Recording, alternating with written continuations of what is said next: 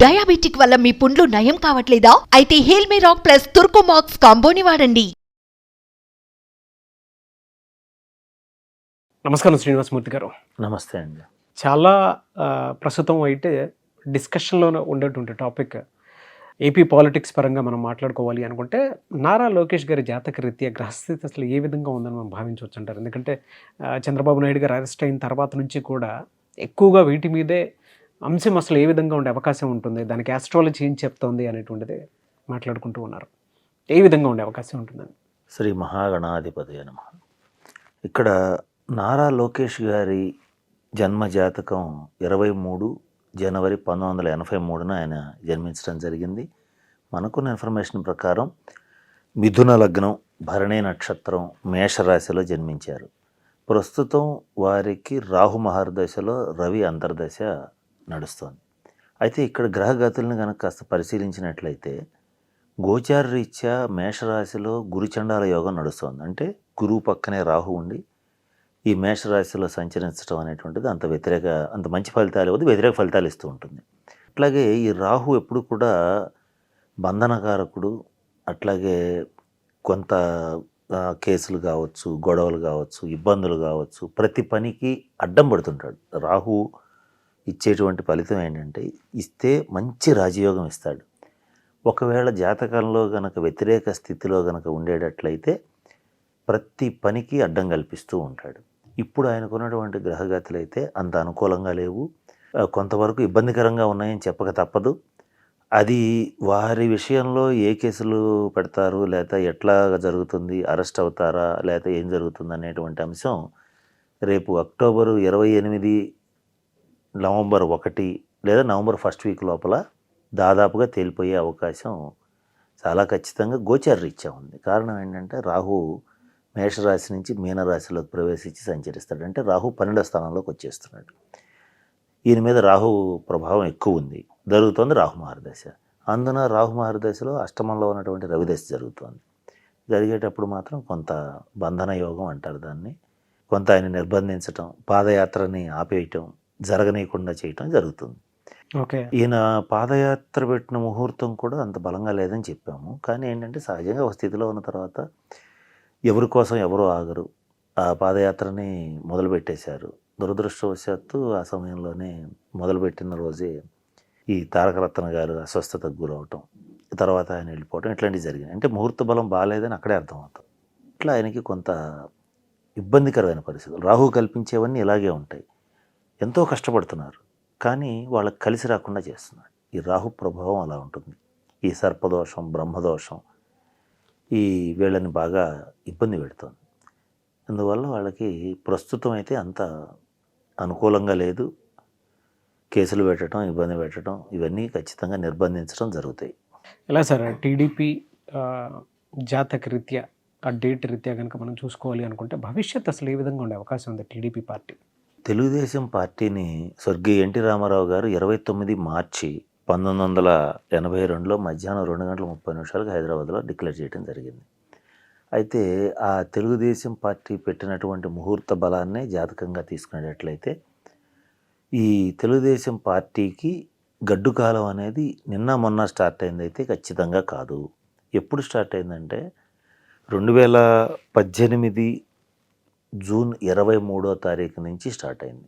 23వ తారీఖు జూన్ 2018 నుంచి స్టార్ట్ అయింది. ఏం స్టార్ట్ అయిందంటే కర్కాటక లగ్నం, వృషభ రాశిలో పార్టీ స్థాపించడం జరిగింది కృతికా నక్షత్రంలో. ఇక్కడ గురువు పాపాధిపత్యం పట్టి వక్రించినటువంటి దశ అప్పుడే మొదలవుతుంది.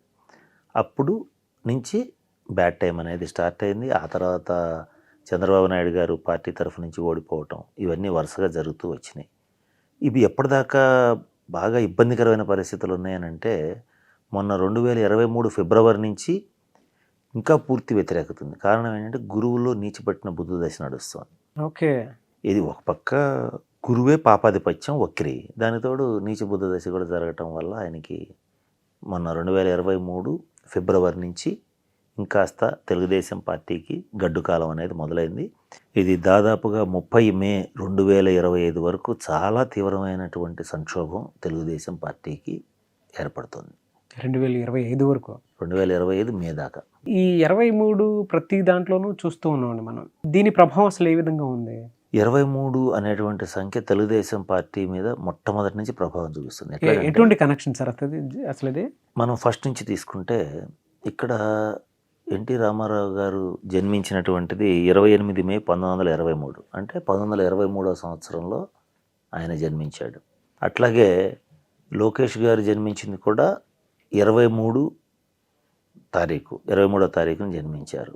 అట్లాగే ఇక్కడ మనం కాస్త జాగ్రత్తగా గమనిస్తే ఈ చంద్రబాబు నాయుడు గారు అరెస్ట్ అయిన సంవత్సరం కూడా మళ్ళీ 2023వ సంవత్సరం.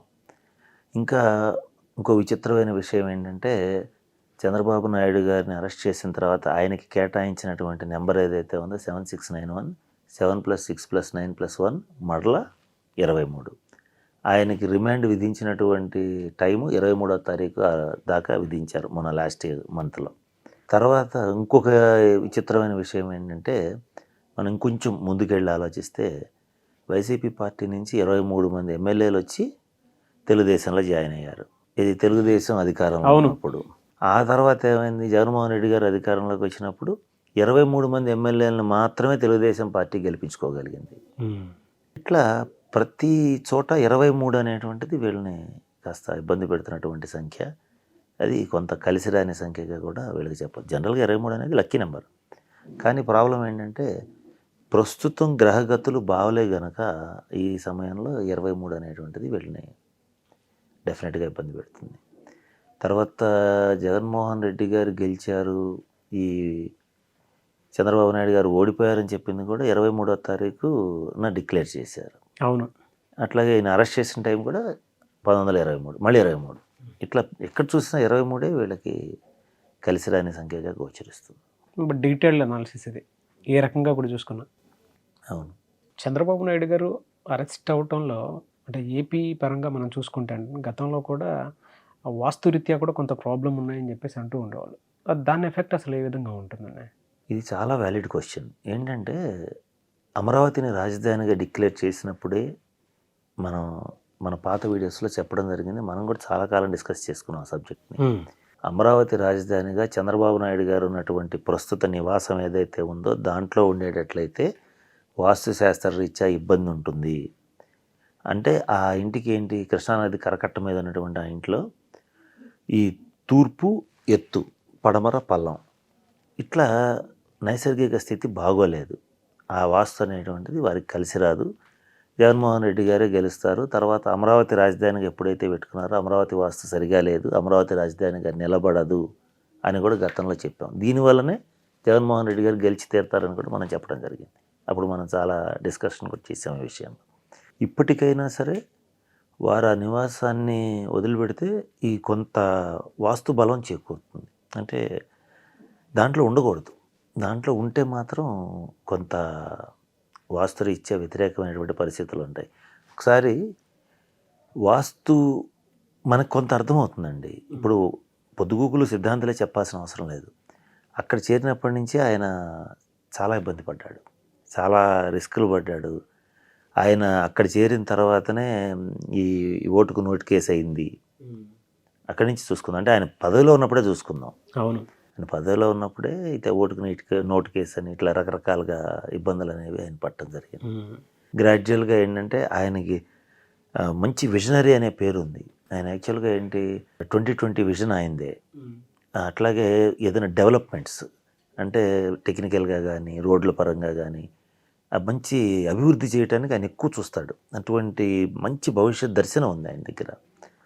అటువంటి వ్యక్తి కూడా అక్కడ చేరిన తర్వాత, కరకట్ట దగ్గర చేరిన తర్వాత, అమరావతి రాజధాని అన్న తర్వాత ఆయన దశ మారిపోయింది. ఇది ఎలా జరుగుతుందంటే ఎప్పుడైతే తెలుగుదేశం పార్టీ గ్రహస్థితి బాగాలేదో, ఆయన జాతకం కొంచెం ఇబ్బందుల్లో ఉందో, ఒకదానికి కలిసి వస్తాయి. ఇక తెలియకుండానే జారిపోవటం జరుగుతుంది.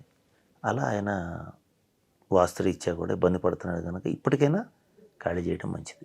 ఏ దోషం ఉంటుంది సార్ వీళ్ళకి జనరల్గా? అంటే ఏ దోషానికి సంబంధించినటువంటి ఉన్నప్పుడు ఈ విధంగా జరుగుతుంది? వీరికి ప్రస్తుతం అయితే ఈ తెలుగుదేశం పార్టీ రీత్యా గురుల్లో వక్రించిన అలాగే పాపాధిపత్యం పట్టిన గురుల్లో నీచ బుధ దర్శనం జరుగుతుంది.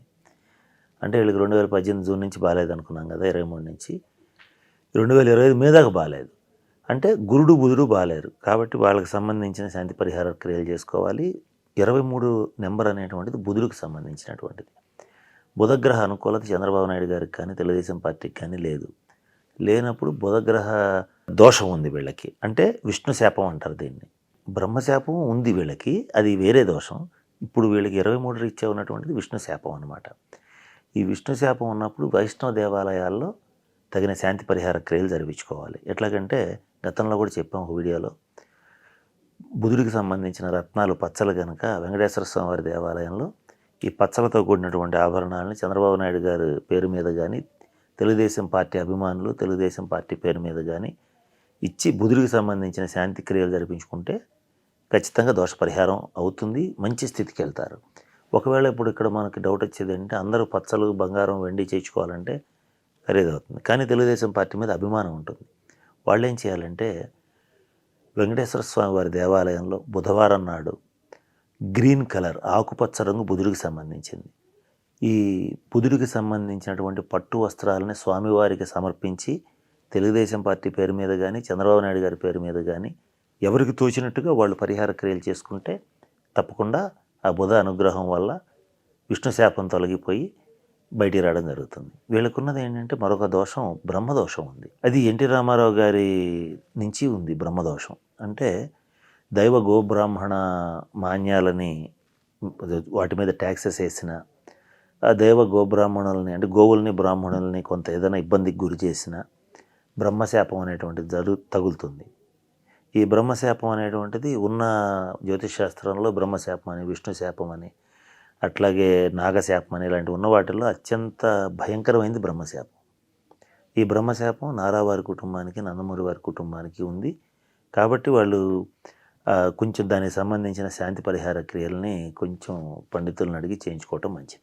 పార్టీ పగ్గాలు ప్రస్తుతం ఉన్న క్రైసిస్లో కనుక చూస్తాయనే ఎవరి చేతికిస్తే బాగుంటుంది అనుకోవచ్చు, వాళ్ళకున్న జాతక రీత్యా ఫ్యామిలీ? దీనికి కూడా ఇక్కడ మనం ఇందాక చెప్పుకున్నాం, చంద్రబాబు నాయుడు గారి జాతకం బాగాలేదు, వారు దురదృష్టవశాత్తు జైలుకి వెళ్ళారు. లోకేష్ గారి జాతకంలో కూడా రాహు దశ నడుస్తుంది. రాహు జన్మరాశిలో ఉన్నారు. వారిది అంత అనుకూలంగా అయితే లేదు, వారు ఇబ్బంది పడే అవకాశాలు ఉన్నాయి. కాబట్టి ఇక్కడ మనం కొంచెం వాస్తురీత్యా గమనిస్తే ఆంధ్రప్రదేశ్ నైసర్గిక స్థితి పొడవు వెడల్పుల నిష్పత్తికి, అంటే వెడల్పు తక్కువ పొడవు ఎక్కువ ఉంటుంది. అంటే ఒక కర్రలాగా కొంచెం బారుగట్లా ఉంటుందన్నమాట.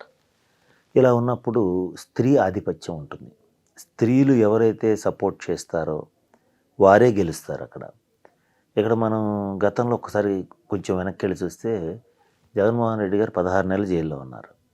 జైల్లో ఉన్నప్పుడు వారి తరఫున విజయమ్మ గారు, షర్మిల గారు పాదయాత్ర చేసి బలంగా ప్రజల్లోకి తీసుకెళ్ళగలిగారు. అంటే ఏంటి, అక్కడ స్త్రీల సహకారంతోనే జగన్మోహన్ రెడ్డి గారు సీఎంగా గెలవడం అనేటువంటిది జరిగింది. అట్లాగే ఇక్కడ కూడా చంద్రబాబు నాయుడు గారు మళ్ళీ విన్ అవ్వాలంటే అక్కడ వారికి ఉన్నటువంటి పరిస్థితుల్లో నారా బ్రాహ్మణి గారి నామనక్షత్ర రీత్యా కానీ, మాకు తెలిసిన అంటే నెట్లో దొరికిన డేట్ ఆఫ్ బర్త్ రీత్యా కానీ జ్యేష్ఠ నక్షత్రం వృశ్చిక రాశి వస్తుంది. వారి జాతక రీత్యా అయితే వారు పగ్గాలు చేపట్టేటట్లయితే, వారు నడిపించగలిగేటట్లయితే తప్పనిసరిగా మంచి పూర్వవైభవం ఇచ్చే అవకాశాలు బలంగా ఉంటాయి వీళ్ళకి. చూద్దాం. అంటే మీరు చెప్పిన ప్రెడిక్షన్స్ గతంలో ఏవైతే ఉన్నాయో అవన్నీ యాక్యురేట్గా జరిగాయి. అండ్ మీరు చెప్పినటువంటి డీటెయిల్ అనాలిసిస్ కూడా దానికి తగ్గట్టే ఉంది. ఏ విధంగా ఉంది ఏంటి అనేది, ఫర్దర్గా ఏ విధంగా ఉంటుందనేది చూడాలి. Thank you sir, thank you so much. స్వస్తి. చాలామంది అపాయింట్మెంట్ కోసం అని చెప్పేసి అడుగుతూ ఉంటారు, అది ఆన్లైన్ అయినా సరే ఆఫ్లైన్ అయినా సరే. అండ్ వాళ్ళ కొన్ని ప్రెడిక్షన్స్ మీరు చెప్పినవి చూసిన తర్వాత అటు పాలిటిక్స్ పరంగా కానివ్వండి, ఏపీ పొలిటికల్ స్ట్రక్చర్ వైజ్ కానివ్వండి, చాలా మనం గతంలో మాట్లాడుకున్నాము. ఎవరెవరు ఎప్పుడెప్పుడు ఏ విధంగా సీఎం అవుతున్నారు అండ్ కండిషన్స్ ఏ విధంగా మారుతున్నాయని. ఈవెన్ చంద్రబాబు నాయుడు గారి అరెస్ట్ కూడా మీరు ముందే చెప్పడం జరిగింది. ఐ థింక్ మే జూన్ ఆ టైంలో అనుకుంటాను ఒక వీడియో కూడా రిలీజ్ చేశారు ఈ విధంగా ఉండబోతుంది అని. కట్ చేస్తే వాటికి సంబంధించినటువంటి ఇన్సిడెంట్సే వరుసగా కనిపిస్తున్నాయి మనకి. సో ఎవరికైనా సరే ప్రెడిక్షన్ అంత యాక్యురేట్గా కనిపించినప్పుడు మీ ఇలాంటి వాళ్ళ దగ్గర అపాయింట్మెంట్ తీసుకుందాం అనుకున్నటువంటి వాళ్ళు ఉంటారు. సో మీ దగ్గర అపాయింట్మెంట్ తీసుకోవాలంటే ప్రాసెస్ ఏంటి? మనకి కింద కనబడుతున్న నెంబర్కి ఎవరైనా ఫోన్ చేసి అపాయింట్మెంట్ తీసుకోవచ్చు అండి. తీసుకుంటే వారి వ్యక్తిగత జన్మ జాతక వివరాలని వాళ్ళకి ఫోన్ ద్వారా తెలియజేస్తాం. థ్యాంక్ యూ అన్న.